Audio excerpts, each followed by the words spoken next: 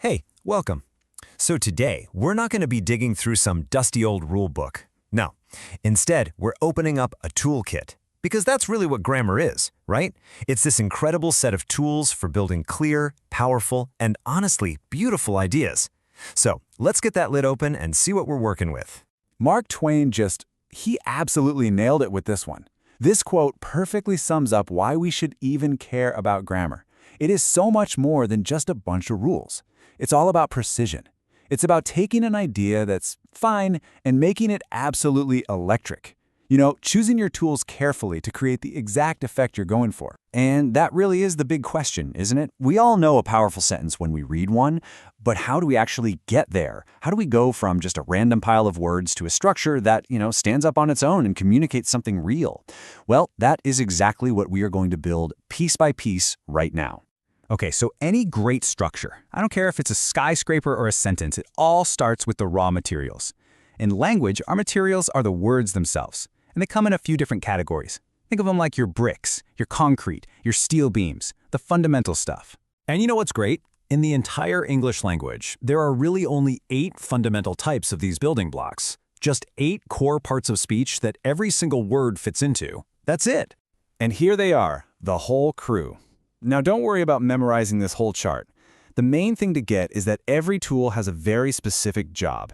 You've got your nouns, which name stuff. Your verbs, which show action. Adjectives and adverbs describe things, and the others are basically the glue and the spice. But the two you absolutely positively cannot build without, nouns and verbs, they're the real foundation. And that is the absolute key. Seriously, you can have a sentence with just 2 words as long as one is a noun and one is a verb, like dogs bark. Simple, yeah, but it's a complete thought. This is the non-negotiable core of any sentence you're ever going to build. Everything else just gets added on top of this foundation. So, we've got our materials. Now we just need the blueprint, right? A plan for how to put all these pieces together so that it makes sense and actually creates something impressive. So let's grab that blueprint and start putting this thing together. All right, every project starts with laying the foundation. For a sentence, that's the subject, the who or the what of the whole thing. So here, we'll start with a simple one, the artist. It's a good start, but, well, it's not doing anything yet. It's just sitting there. Now, let's give it some life. We add our verb, paints. And boom, just like that, we have a complete sentence. The subject, the artist, is now actually doing something. The artist paints. It's a full thought. This is our basic structure. The foundation is poured. But we can do better. Let's make it more interesting. Let's add a direct object. This answers the question, paints what? The answer, a masterpiece. See? This gives our action a target, and suddenly the sentence has more substance, more information. We've just put up the first wall. Okay, now for the fun part. The style, the paint, the texture. Let's add an adjective, brilliant, to describe our artist. And why not an adverb, quickly, to tell us how they paint? Notice how these words don't change the basic structure, but man, do they add flavor and detail. This is how you make your ideas feel real. And for the final architectural flourish, let's add what's called a subordinate clause, although tired. This adds a whole new layer of context, of nuance. It tells us something about the circumstances. Now look at what we've built. We went from just the artist to this sophisticated, detailed, and way more interesting sentence. We just used a handful of tools from our kit to make a simple idea come alive.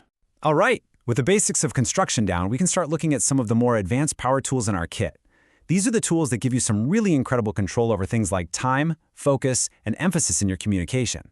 Whoa! Okay, don't let this slide freak you out. This is not a list you need to memorize. Think of this table as a really sophisticated control panel for time. You don't just have past, present, and future. You've got tools to show if an action is ongoing, like she is writing, or if it was already completed before something else even happened.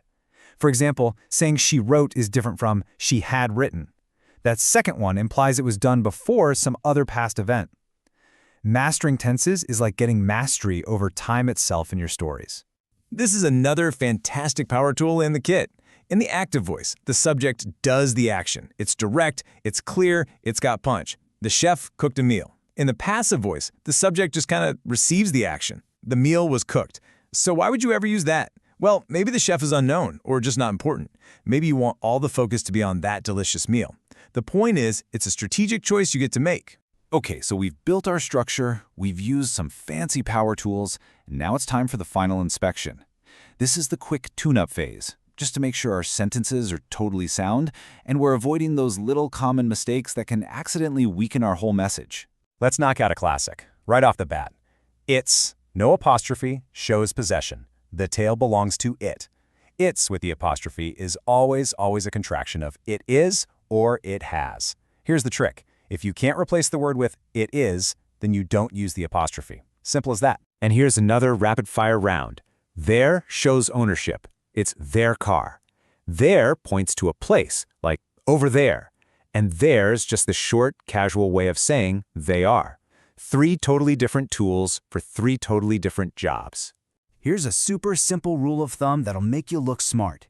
If you can actually count the individual things, like apples, you use fewer. If it's a substance or a concept you can't count, like water or traffic, you use less. So fewer items, less stuff.